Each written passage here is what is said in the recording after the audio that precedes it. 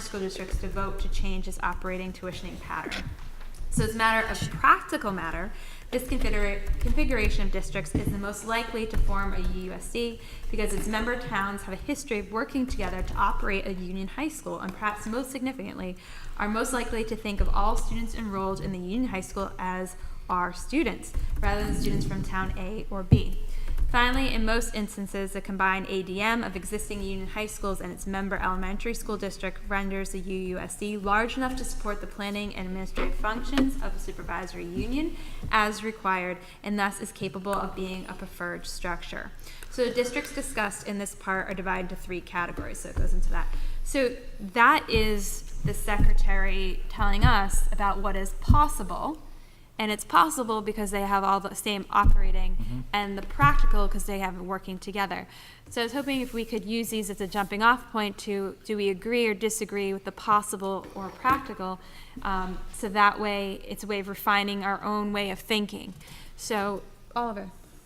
So I was going to suggest that, this is a great opportunity, I think, to start with possible, and I think we can probably come to a pretty quick consensus around that one. I think hopefully we all agree the sticky one is practicable, but possible, I would suggest, really comes down to does it comply with the Section 4 protections and more broadly the enumerated exemptions.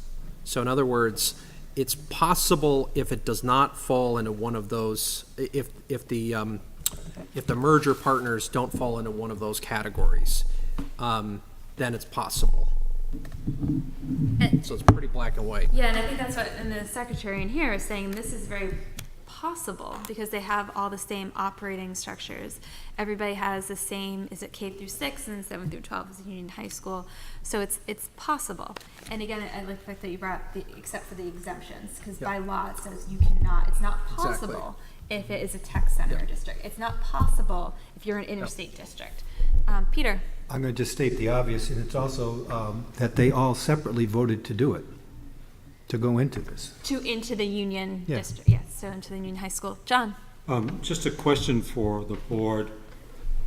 The many of the criteria alluded to by the secretary in this page connect to language in the statute. However, the language about a history of working together to operate and are more likely to think of all students enrolled in the union high school as our students, is there any language in statute that says it's a virtue to think that all the students are our students? I mean, intuitively, yes, but what's the statute say? I think that's where it's falling under the practicable. So in my reading of this, and people might have a different one, she's saying it's practicable if they have a history of working together. So I think that is that a principle that... Is that to suggest that it's not practicable if they do not have such a history? That's the question. So again, I think using this as a way of picking apart, it helps us get a better understanding. And so that was sort of my hope, is that by picking this apart, we'll get to a better sense of what our sense of practicable is. I guess going with Oliver's first with the possible, are people comfortable with the possible? That they have like structures and are not the union? Actually, I was going to suggest, just to keep it really simple, a definition of possible is if there is no statutory, if there's nothing in statute that prevents it, it's possible. Sure. I would agree with that. And like structure. Yeah. No, just keep it really simple. If there's nothing in statute that prevents it, it's possible. And then everything else kind of falls into the practicable heading. And do we have a volunteer that's want to keep notes? I can try. You want to try? Sure. Okay. So if you want to... Oliver, will you just say it again? Yeah, so Oliver, if you want to... Yeah, do you trash paper? Fair enough. I don't know. Any combination that is not statutorily prohibited is possible.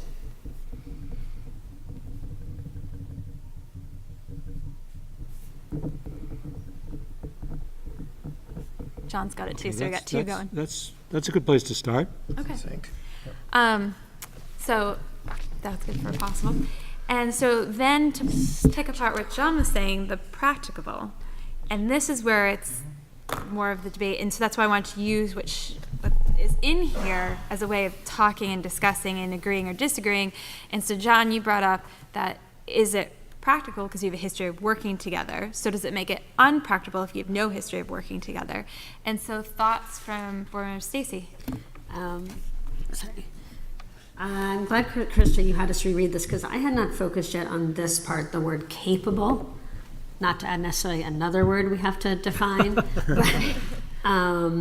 I feel like capable gets a little bit at kind of what John was saying and what Mark alluded to earlier about leadership in communities, that would we think that a certain, would that weigh into our decisions? Is this someone capable of this? They may not have the history, or maybe they haven't worked together, but there are not so many barriers that we think would prevent them from being capable. I think that might be a word we want to include. And so some are working in, so when we're making a list of what is practical, are people comfortable with adding a history of working together? Another one is something about having the capacity to make it. I mean, something defining in that range. John?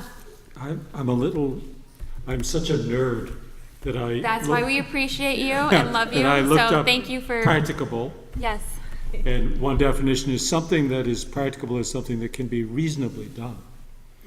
That's one way to think of it.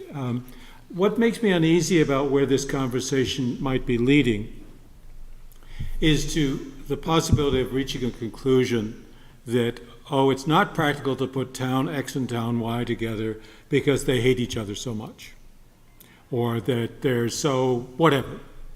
And that's relevant because there are certainly, and we've been told this in the testimony we've received over 3 days, that there are communities that simply do not want to collaborate because of some ancient enmities or other given reasons. I would be very, very uneasy if we get to the point where we say, we can't put them together because they won't collaborate, and so it's not practicable. So when we get into saying, this is practical because they have an experience of it, that gets us down the road of then maybe it's not practicable because they have not collaborated or don't want to collaborate. That's a really slippery slope that makes me very uneasy. So I'm just sort of squeamish about this definition, that this is practicable, then the obverse is not. And that's not a place I would like to see us wind up. And again, that's why we're processing in public here. So, I was thinking that the possible falls back to a sort of a clinical definition from statute, where the practicable invites us to look at the goals of the law and not to view as a binary black and white. It's going to be on a continuum, what's more practicable than others. And I think it's a reasonable assumption to suggest that communities who have voted to merge at the high school level, who have experience thinking of all our kids at the high school level, might have the potential to extend that to their elementary as well. And particularly if a large number of the group that have voted in favor of doing it at the high school level and then voted also to do it at the elementary level, and you have one or two districts standing out and preventing that system as a whole from operating K through 12, and that is of interest, state interest, and interest of this board to consider to what extent they should be merged. John and then Peter. So I agree with John that two communities that don't particularly want to work together, I'm not sure that would be the level I'd be looking at. But when you start looking at facilities, for example, this one's much easier. Sorry,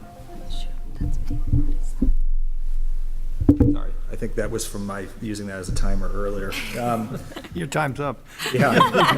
Timed yourself out of the I'll give myself a conversation. red card here. Yeah. So from this perspective, they've already got all their students in one high school, and they've already got all of their students in elementary school. So I think this is a much easier scenario. I think when we look at other ones where we're going to take potentially 2 or 3 communities and merge them into one district, suddenly I think we have to look at